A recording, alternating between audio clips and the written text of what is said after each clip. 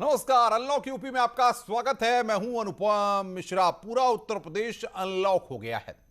अब सभी जिले कोरोना कर्फ्यू से पूरी तरह से बाहर हो गए हैं। सिर्फ शाम 7 बजे से सुबह 7 बजे तक नाइट कर्फ्यू रहेगा। 24 घंटे में सिर्फ उत्तर प्रदेश में 797 मामले सामने आए हैं। सभी जिलों में 600 से कम सक्रिय मामले हो गए हैं। इसीलिए कोरोना कर्फ्यू को हटा लिया गया। अब सिर्फ नाइट कर्फ्यू और वीकेंड जो कर्फ्यू है वो वहां पर लागू रहेगा। सभी जिले कोरोना कर्फ्यू से बाहर हो गए हैं।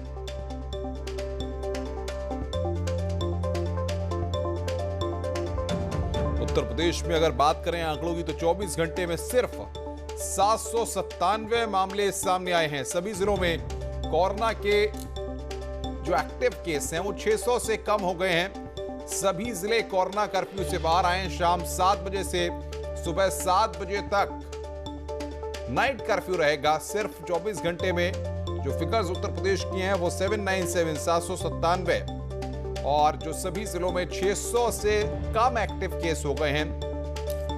इसीलिए सभी जिलों को अनलॉक किया गया है, यानी कि अब ये अनलॉक का फेज है।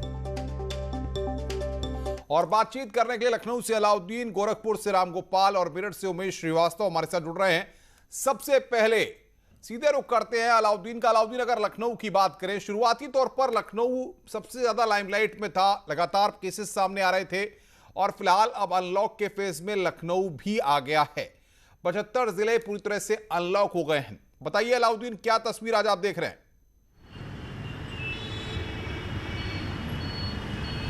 देखिए, राजधानी लखनऊ का ये दिल कहा जाता है हजरतगंज में, वहाँ मौजूद हूँ मैं। अपने पीछे तमाम ट्रैफिक और आने वाले जाने वाली गाड़ियों का नज़ारा आपको दिखाना चाहूँगा कि अभी भी से ऐसा ही लग रहा है जैसे लोगों को ये खबर मिलने के बाद, क्योंकि सुबह का जो पूरा आंकड़ा था वो आंकड़ा जो सुबह 7 बजे आया, उसके बाद लगातार लोग, ऐसा लगता है कि आज ही से कोरोना कर्फ्यू जो आंशिक कर्फ्यू था उससे खुलने का इंतजार कर रहे हैं। आप ट्रैफिक की व्यवस्था अगर देखेंगे तो एक बात आप खासतौर से देखेंगे कि इससे पहले आंशिक कर्फ्यू के दौरान येलो लाइट जल रही थी, यानी कि आप देख करके आप रास्ता अपना अख्तियार कर सकते हैं। लेकिन आज से तमाम ट्रैफिक व्यवस्थाओं में बदलाव भी किया गया है। रेड लाइट, ग्रीन लाइट अब जलना शुरू हो गई है, यानी कि ट्रैफिक आज से ही, जब से खबर आई है पिछले 2 घंटों से, इसके बाद ट्रैफिक लगातार सड़कों पर बढ़ गई।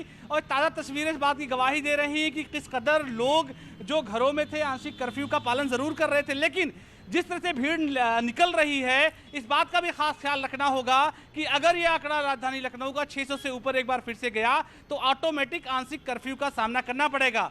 करीब 2 महीने का आंशिक कर्फ्यू झेलने वाला लखनऊ, अगर यहाँ पर लोग लॉकडाउन के नियमों का पालन नहीं करेंगे, आंकड़ा 600 से ऊपर जाएगा तो ऑटोमेटिक एक बार फिर से उनको प्रतिबंधों का सामना करना पड़ेगा। तो ऐसे में हमारी भी अपील है, न्यूज़ 18 की अपील है, जिनको ज़रूरी हो वही घरों से निकले। ऐसा ना हो कि 2-4 दिन सिर्फ आंशिक कर्फ्यू से आपको ढील मिले, पता चले उसके बाद 600 से ऊपर आंकड़ा फिर से चला गया और आपको प्रतिबंध फिर से झेलने पड़े। बिला शक शुबा जो व्यापारिक प्रतिष्ठान है, जो लोग हैं, वो जिस तरह की परेशानी उन्होंने झेली हैं उससे उनको निजात मिलेगी, खासतौर से कारोबार को लेकर के, तमाम चीज़ों को लेकर के। और कल का दिन जो होगा सुबह का 7 बजे से लेकर शाम 7 बजे तक का, वो बहुत इंपॉर्टेंट होगा। अब से कुछ देर बाद जिला प्रशासन गाइडलाइन भी जारी करने वाला है। गाइडलाइन में मोटी बातें वही हैं कि वीकेंड कर्फ्यू जारी है, रातकालीन कर्फ्यू जारी है, सुबह 7 से लेकर शाम 7 बजे तक ही ये तमाम छूटें होंगी। लेकिन जिस तरह से भीड़ लगातार दिखाई दे रही है, सड़क पर ट्रैफिक दिखाई दे रही है, इससे इस बात की शंका प्रबल हो जाती है कि लोगों को नियमों का पालन हर हाल में करना होगा, क्योंकि वो नियम ही हैं जो कोरोना कर्फ्यू में तमाम आंकड़ों में आपको छूट दे सकते हैं, आपको परेशानी से बचा सकते हैं। बहुत ज़रूरी हो तभी घरों से निकलें। इस तरह की उहा धोपी की स्थिति में अगर भीड़ बढ़ेगी तो कहीं ना कहीं से चैलेंजेस प्रशासन के सामने और जो लोग आंशिक कर्फ्यू झेल चुके हैं उनके सामने भी बढ़ेगी। बिल्कुल बिल्कुल अलाउद्दीन, आप बने रहिए हमारे साथ। गोरखपुर से रामगोपाल हमारे साथ है। रामगोपाल, गोरखपुर की अगर बात करें, आसपास की बेल्ट की बात करें, तो इस अनलॉक के फेज में क्या तस्वीरें वहां पर हैं?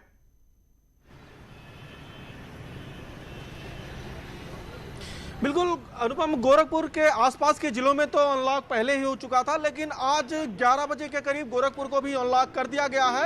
और 11 बजे जिलाधिकारी की तरफ से ये व्यापार मंडल के लोगों को बता दिया गया है कि अब वो आज से अपनी दुकानें खोल सकते हैं और कल से सुबह 7 से लेकर शाम 7 बजे तक की दुकानें खोलनी है। और कोविड प्रोटोकॉल के लेकर जो विस्तृत गाइडलाइन है, उस गाइडलाइन का अभी प्रोटोकॉल कुछ देर में जिला प्रशासन जारी कर देगा। लेकिन अगर हम लोगों की बात करें तो लोग अभी भी बड़ी संख्या में जो है सड़कों पे निकल रहे हैं और कल से ये जो भीड़ है, कल से भीड़ दिखाई पड़ रही है सड़कों पर। कल के पहले जब तक आंकड़े कोरोना के अधिक थे तब तक लोग अपने घरों में थे, लेकिन जैसे ही आंकड़े कम होने लगे लोग सड़कों पे निकल आए और कल से सड़कों पे भीड़ दिखाई देने लगी है। आज भी स्थिति कमोबेश उसी तरीके से है कि आज भी अगर सब्जी मंडी की बात करें तो वहां पे भी बड़ी भीड़ थी, लोग बड़ी संख्या में वहां आए थे। तो अगर लोग बचाव नहीं करेंगे तो अभी आंकड़ा सिर्फ 550 के करीब ही पहुंचा है और ये आंकड़ा सिर्फ 50 अगर क्रॉस कर जाएगा तो आंशिक कर्फ्यू एक बार फिर लग सकता है। अगर लोग नहीं सुधरे तो एक बार उनको फिर से परेशानियों का सामना करना पड़ सकता है। लेकिन राहत की बात यही है कि आज से गोरखपुर भी अनलॉक हो गया है। अनुपम, बिल्कुल उमेश हमारे साथ मेरठ से जुड़ रहे हैं। उमेश, अगर पश्चिमी उत्तर प्रदेश के गढ़ मेरठ की बात करें तो लगातार मामले सामने आए थे और अब अनलॉक का फेस है, क्या तस्वीर वहां की है?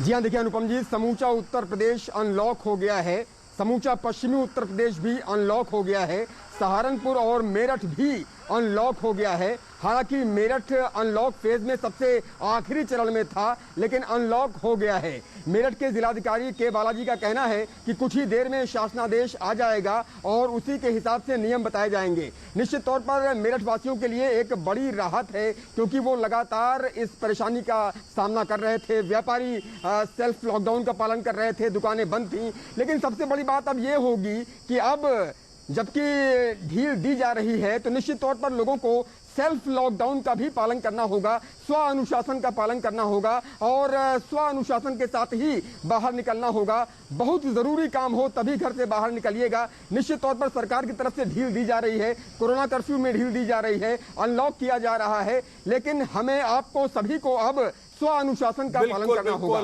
जाहिर तौर पर खतरा अभी टला नहीं है, क्योंकि तीसरी लहर को लेकर के भी अलग अलग तरह की बातें हैं, इसलिए सावधानी बरतिए, लापरवाही मत बरतिए और जरूरत हो तभी घरों से बाहर निकलिए। आपका बहुत बहुत शुक्रिया उमेश, रामगोपाल और साथ ही साथ अलाउद्दीन। कोरोना वैक्सीन को लेकर गांव के लोगों में भ्रम है। कई बार लोग वैक्सीनेशन से बचने के लिए कई तरह के हथकंडे अपनाते दिखे, यहां तक कि कई बार गांव वालों ने स्वास्थ्य विभाग की टीम पर हमला भी कर दिया। ऐसे में वैक्सीनेशन को बढ़ावा देने के लिए सरकार और प्रशासन की तरफ से तमाम कोशिशें की जा रही हैं। मेरठ में बाकायदा लोगों की मदद ली जा रही है। ऐसी तस्वीरें आप अस्पतालों में देखी होंगी। लोग कोरोना से बचने के लिए अस्पतालों के बाहर वैक्सीनेशन सेंटर में जाकर टीका लगवाते तस्वीरें शेयर भी की होंगी। लेकिन मेरठ में वैक्सीनेशन अभियान के साथ एक नई पहल शुरू की गई है। जो लोग वैक्सीन लगवाएंगे उनको गिफ्ट देने की योजना भी बनाई गई है।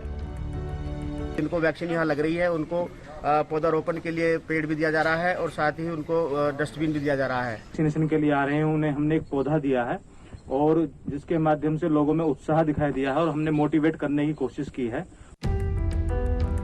ये तस्वीरें हस्तिनापुर सामुदायिक स्वास्थ्य केंद्र की हैं, जहां लोगों में गजब का उत्साह देखने को मिल रहा है। वैक्सीनेशन सेंटर में लोगों की भीड़ देखकर अंदाजा लगाया जा सकता है कि लोग टीकाकरण के लिए कितना उत्साहित हैं। 1500 लोगों को वैक्सीनेट कराया, जिसमें 1330 लोग ऐसे हैं जो 45 प्लस के लाभार्थी हैं और जो बाकी लाभार्थी हैं वो 18 प्लस के हैं।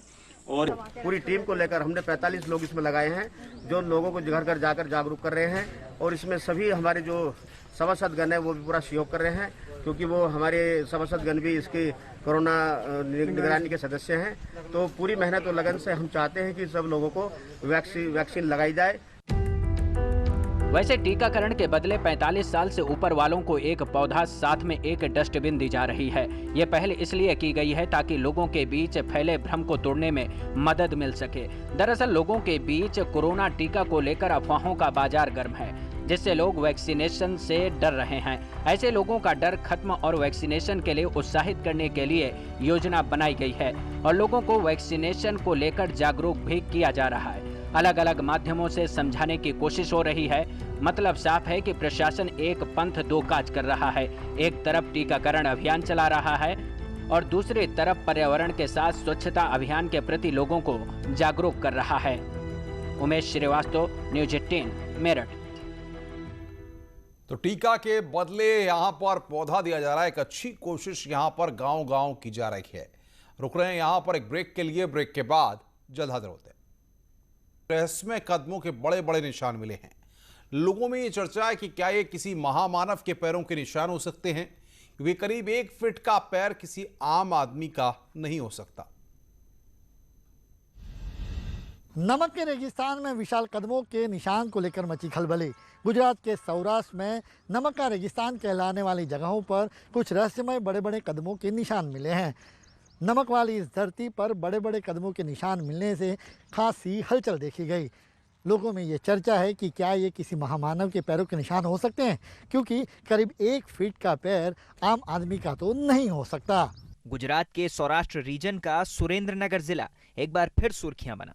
कुछ महीने पहले भी यहाँ समुद्री इलाके में नमक के रेगिस्तान कहलाने वाली जगह पर महामानव के पैरों के निशान देखने का दावा किया गया था। एक बार फिर वैसे ही निशान दिखाई दिए हैं। नमक के रेगिस्तान पर बड़े बड़े कदमों का रहस्य मौजूद है। जमीन पर 2 कदमों के बीच का फासला करीब करीब 6 फीट पाया गया और पैरों के जो निशान मिले वो करीब 11 इंच लंबे हैं। स्थानीय लोगों की नजर जब विशालकाय पैरों के निशान पर पड़ी तो वो इसे महामानव के पांव बताने लगे। न्यूज़ 18 की टीम ने नमक के रेगिस्तान का जायजा लिया। वहां मौके पर जाकर जो कुछ देखा उस पर यकीन करना आसान नहीं था, लेकिन नमक के रेगिस्तान पर बड़े बड़े कदमों के निशान की हकीकत को सामने लाना जरूरी था। इसलिए करीब 200 मीटर तक रहस्यमय कदमों के निशान नापे गए। स्थानीय लोगों का दावा है कि यहाँ तड़के कुछ युवकों ने तेज दौड़ लगाई होगी। इसकी वजह से 2 कदमों के बीच का फासला बढ़ गया होगा, क्योंकि करीब 2 महीने पहले भी इस तरह के निशान देखे गए थे। तब भी ऐसे ही बड़े बड़े पैरों के निशान मिले थे। इस बार भी फुटप्रिंट की मार्किंग करके उन्हें नापा गया तो पैर के निशान की लंबाई 10.5 से 11 इंच तक पाई गई और 2 पैरों के निशान के बीच फासला करीब 6 फीट का था। इसके बाद उसी नमक के रेगिस्तान पर स्थानीय युवकों की दौड़ करवाई ताकि सच्चाई का पता चल सके।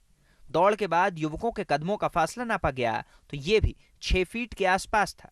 यानी महामानव के पैरों के निशान वाला दावा अफवाह है। नमक के रेगिस्तान पर बड़े बड़े पैरों के निशान किसी महामानव के नहीं है। स्थानीय लोगों ने दावा किया है कि नमक वाली जमीन पर जब किसी का पैर पड़ता है तो थोड़ी देर बाद वो जगह थोड़ी चौड़ी और गहरी हो जाती है। ऐसा इसलिए होता है कि नमक वाली जमीन पर जब वजन पड़ता है तो नमक अपनी जगह छोड़कर टूटने लगता है। ऐसे में अक्सर छोटे बच्चों के कदम भी बड़े लगते हैं।